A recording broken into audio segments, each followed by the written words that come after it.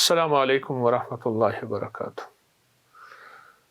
18واں روزہ، اللہ اکبر، پتہ ہی نہ چلا۔ اچھا، زندگی یوں ایسی گھلتی چلی جا رہی ہے۔ یہ عمر جسے تم سمجھے ہو، یہ عمر جسے تم سمجھے ہو، یہ ہر دم تن کو چنتی ہے۔ جس لکڑی کے بل بیٹھے ہو، دن رات یہ لکڑی گھنتی ہے۔ تم گٹھڑی باندھو کپڑے کی، اور دیکھ اجل سر دھنتی ہے، اور موت کفن کے کپڑے کا یوں تانا بانا بنتی ہے۔ تن سوکھا کبڑی پیٹ ہوئی، گھوڑے پہ زین دھرو بابا۔ اب موت نکارا بات چکا، چلنے کی فکر کرو بابا۔ کل باپ کی خاطر روتے تھے، اب اپنی خاطر رو بابا۔ 18 روزے 17 روزے گزرتے پتہ ہی نہ چلا۔ زندگی ایسی بیت رہی ہے اور ایسی بیتتی چلی جائے گی۔ ایک درویش تھے، برف بیچتے تھے۔ ایک دفعہ بازار میں شور کر رہے تھے، لوگو میری برف لے لو، لوگو میری برف لے لو۔ تو کسی نے پوچھا کیوں لے لیں؟ کہا گھل رہی ہے، اگر لے لو گے تو میرے دام مجھے مل جائیں گے۔ برف نے تو گھل ہی جانا ہے، اور زندگی ایسی گھل جائے گی، زندگی ایسی گھل جائے گی۔ ایک میں آپ کو اجر کی بات بتاؤں۔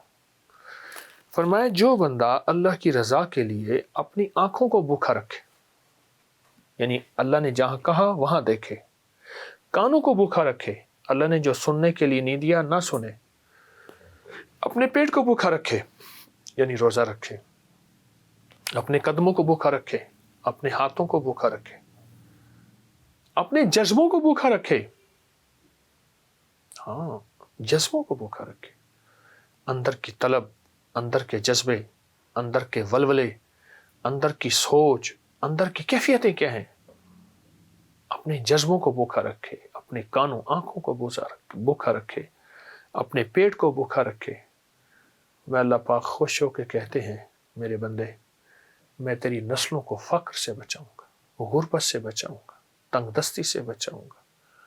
ساری دنیا میں زمین تانبے کی بن جائے، سورج سوا نیزے پہ آ جائے، اگنے اگانے کے لیے کوئی چیز نہ ہو، پر میرے بندے تجھے میں بھوکا نہیں رکھوں گا، اور تیری نسلوں کو بھوکا نہیں رکھوں گا، اور غیب کے خزانے سے انہیں کھلاؤں گا، اور غیب کے خزانے سے انہیں پلاؤں گا، اور غیب کے خزانے سے ان کو کھلا پلا کے تجھے بتاؤں گا کہ میں ایسے کھلاتا ہوں اور میں ایسے پلاتا ہوں، ایسے کھلاتا ہوں اور ایسے پلاتا ہوں۔ جو یہ سب کچھ اللہ کے لیے کرے، سب کچھ اللہ کے لیے کرے۔ فرمایا جو رمضان میں ایسی جگہ جہاں نظریں تنہائی میں مجھے کوئی نہیں دیکھ رہا، اور نظروں کو نہ بھٹکائے روزے کے ساتھ، اللہ آخری وقت میں ایک فرشتے کو مقرر فرماتے ہیں، اور فرشتہ اس کو پہلے ایک کلمہ پڑھائے گا۔ یہ بات کہنے لگا ہوں، غور سے سنیے گا۔ پہلے کلمہ پڑھائے گا، پھر موت کا فرشتہ کو اجازت ہوگی کہ اس کی روح قبض کرے، روح نکالے۔ اپنی تنہائیوں کو پاک کرنا، اور اللہ کے لیے، اس کی رضا کے لیے، اس کی خوشنودی کے لیے۔ رمضان کی اس کی مشق کریں رمضان میں اس کی مشق کریں۔ یہ بہت زبردست عمل ہے اور بہت طاقتور عمل ہے کہ رمضان میں اس کی مشق کریں۔ جتنا رمضان میں اس کی مشق کریں گے، رمضان کے بعد اللہ پاک جل شانہ ان آنکھوں توفیق دے گا۔ اگر آنکھوں کو اللہ پاک ایسے رکھ دیتا کہ آنکھیں جھکتی ہی نہ، پلکیں چھپکتی ہی نہ، تو ہم کہتے اللہ بے بس ہے، آنکھیں جھک ہی نہیں سکتی۔ اللہ کہے گا نہیں، تم بے بس نہیں ہو، تم بے بس نہیں ہو۔ اپنی زندگی میں یہ مشق کرنی ہے ہم نے، اور ضرور کرنی ہے، اور وہ روزہ رکھنا ہے۔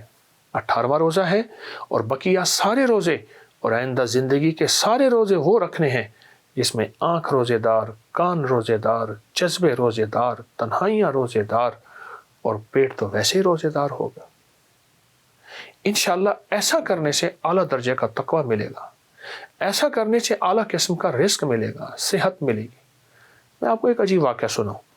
ایک صاحب میرے پاس آئے، کہا رزق کم ہے۔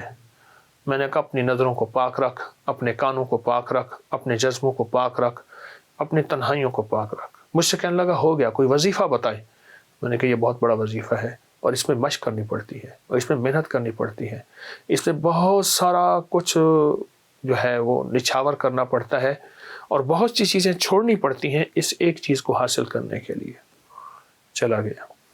کچھ عرصے کے بعد پھر ملا, مجھ سے کہنے لگا بہت مشکل کام بتایا, میں تو اس کو آسان سمجھتا تھا پر میں نے اس کی مشق کی ہے, اس پہ محنت کی ہے. تو میں نے اس پہ ملا کیا, کہا اس مشق اور محنت پہ اللہ پاک نے واقعی میرا رزق کھول دیا ہے اور میرا رزق وسیع کر دیا ہے اور میرے رزق میں راحت, رحمت اور برکت ہے. یہ کمال چیز ہے اور زبردست چیز ہے. اپنے جذبوں کو, اپنی تنہائیوں کو, اپنے وجدان کیفیات کو پاک کریں گے انشاءاللہ, اور روزہ ہمارا یہی روزہ ہوگا, اور نظروں کو صاف پاک کر کے اللہ سے رزق کی وسعت مانگیں گے اور رزق کی برکت مانگیں گے اور عافیت مانگیں گے.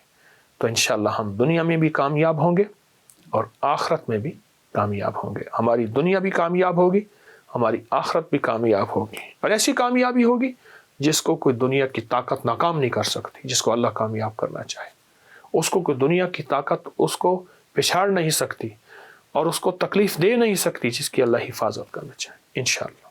جزاک اللہ. السلام علیکم. یہ اصلی جھاڑو ہے کعبہ کے اندر کا, اور یہ کاپی ہے.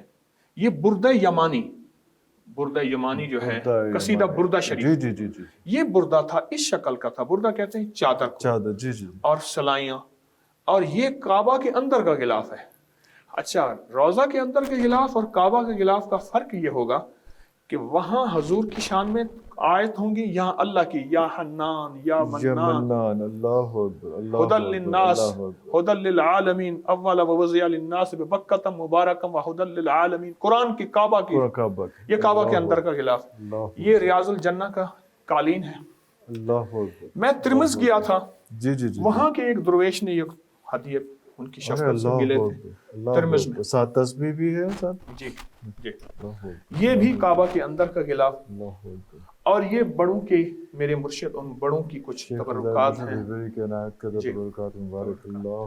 یہ حضور فلسطین میں شعیب علیہ السلام کا, یہ ایک پرانے بزرگ کی تلوار, یہ بھی وہی پرانی, یہ ہاتھ کا لکھا ہوا مخطوطہ ہے, یہ پھر پرانے مطبوع ہیں. کعبہ کا غلاف ہے, یہ بھی پرانی کتابیں ہیں.